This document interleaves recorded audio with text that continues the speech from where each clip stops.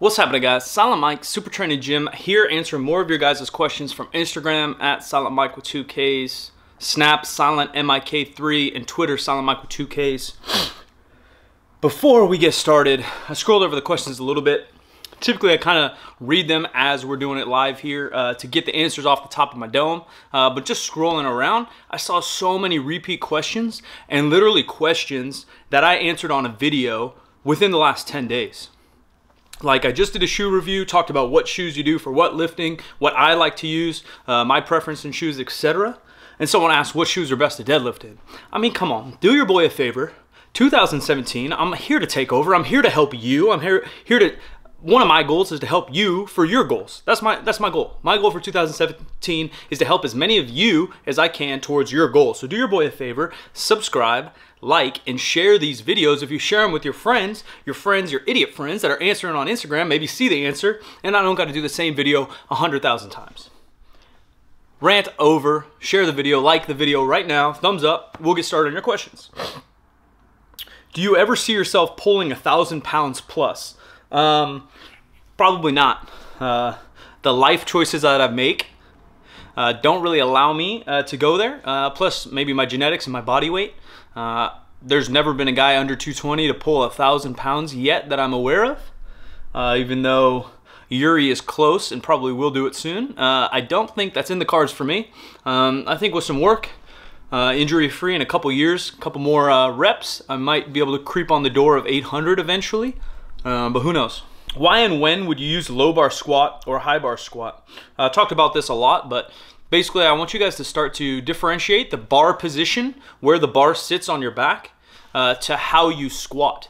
Now there's a little bit more of an upright squat, more of a weightlifting squat where you use your quads and more forward knee travel, which is typically known as a high bar squat. But there's a lot of people that put the bar fairly high and still squat with a vertical shin.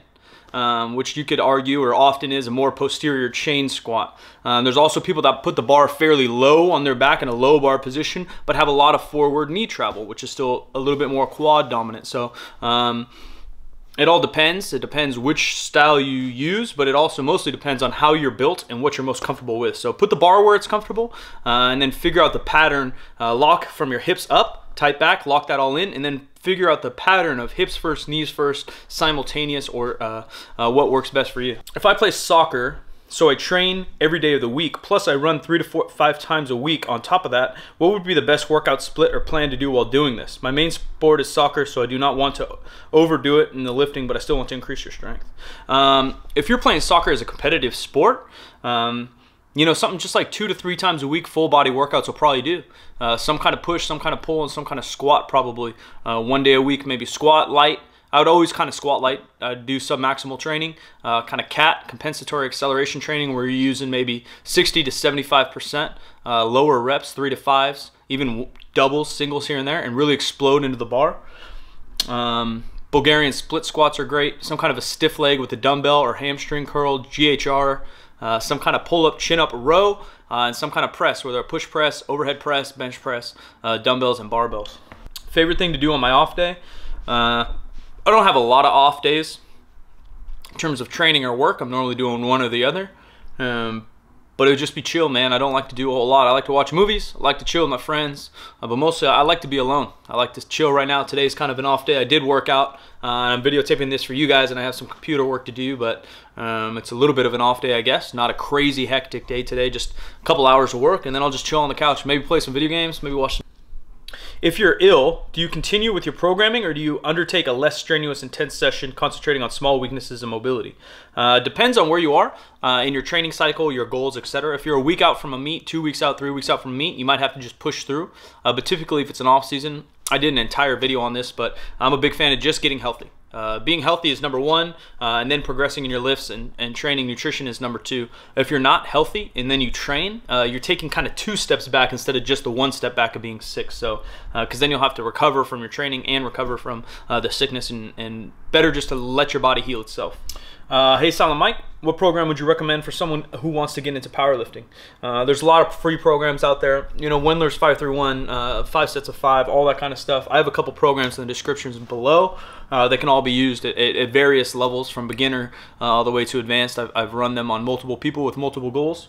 Yeah, just do some Google, man. Do some research. How can someone successfully cut weight and gain strength at the same time? Now, this is one of the questions that didn't upset me, but started a little bit of that rant because I did an entire like 15-minute video, which I felt was fairly in depth, even though I don't have flow charts and scales and pie charts and all that shit. I went in depth on how to gain strength, maintain strength while cutting weight, losing body fat, which is also what I've been doing lately. I've dropped at my most 12 pounds, got a little sick, so I bloated back up, but I've hit PRs along the way. The 405 bench, the 705 deadlift, the 675 deadlift were pretty easy too, and then the 545 comeback PR on my squat.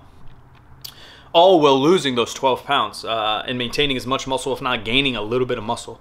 You know, you can get as sciencey as you want about gaining muscle through a cut. I know Alberto Nunez, Eric Helms, Lane Norton have all talked about it a little bit. You know, if you're added volume to an area where you didn't add volume, for instance, you never did biceps during your bulk, and then you start thrashing your biceps during your cut, it is possible to gain some size there and some muscle. But in particular, when they're cutting, I like to maintain as much volume as I can. The exact same as I was when I was bulking, if not a hair more, not a ton more, just a hair more. Too much more, you obviously could get injured potentially. And then two, it's all about being efficient, skill acquisition, so becoming better at the movements. That's something you can do whether you're cutting, bulking, or maintaining, and that's something that will allow you to lift more weight. So becoming more skillful in your lifts, whatever sport it is you play, powerlifting, weightlifting, strongman, etc. So those are the main goals. I'll try to link below the video on that. And then also that, again, is the main program that's dropping January 1st. You guys can go order it right now, pre-order. And that will is something that I've been using personally. And again, I've run on multiple people of experiences, sizes, etc. It can also be used as an off-season program for volume if you're in a little bit of a bulk. What are some tips for knees caving in on the squat, weak glutes? If so, what can I do to train them? I already did a whole video on this, another thing that's pissing me off. But basically it's kind of three things. Just motor pattern, kind of that skill of keeping those knees out. Two, it could be weak glutes. And then three, it potentially could be ankle or hip mobility. So you got to kind of check off the list and see what's wrong with you. In the video, I did talk about, just type in maybe Silent Mike knees caving in, and you guys will figure out some steps in order to fix those. How far apart or close do you put your leg day and back day? It depends on the program I'm kind of running, and it also depends on what your goals are. So as a power lifter, we don't really have leg day and back day. We typically have how many days a week you squat, bench, and dead.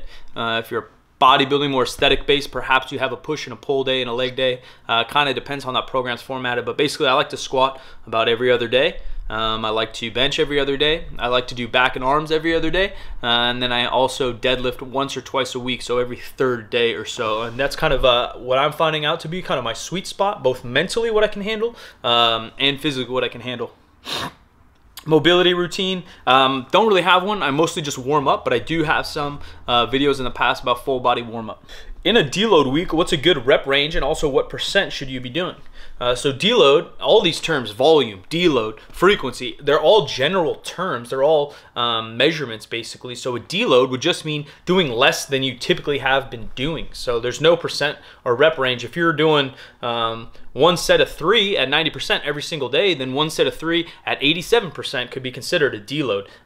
Basically it would be a break, a time for you to, your body repair mentally, physically, whatever it might be. I personally don't really program in deloads. I just like to balance my volume, frequency, and intensity so I can progress every single week. Although there are lighter days in my training, or maybe even lighter weeks, I don't really plan deloads. Do you think the conjugate method only works if you're on gear? I'm not sure if you mean gear as in steroids, or if you're talking about powerlifting gear, squat suits, and bench shirts. I did a whole video on that, but I do believe that the conjugate method, West Side method, which it is come from weightlifting. Not to say weightlifting does not use steroids, but weightlifting does not use powerlifting gear, and it worked great for them.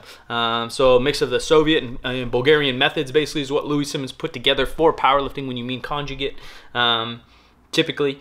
And yeah, it works. It's all about exercise selection, and then getting enough and adequate volume on your dynamic days, and then being efficient at the movements to begin with, which is often needed to be an expert in powerlifting before you start using crazy wild variations, maybe even the box squat, stuff like that. So you got to figure out what works for you, what exercises, and in my opinion, when you're a raw lifter compared to a geared lifter, you may need to lower the exercise variation bucket that you pull from, and then also compared to steroid and not. In my opinion, there's not that big of a difference, but I do think that a raw lifter needs a little bit more volume with the competition lifts than perhaps a geared lifter does, and perhaps someone on steroids. That's it for this one, guys. Again, subscribe, share. Please do your boy a favor. I'm trying to help you, help me, help you, help me, help you. I'm out of here. Silent Mike.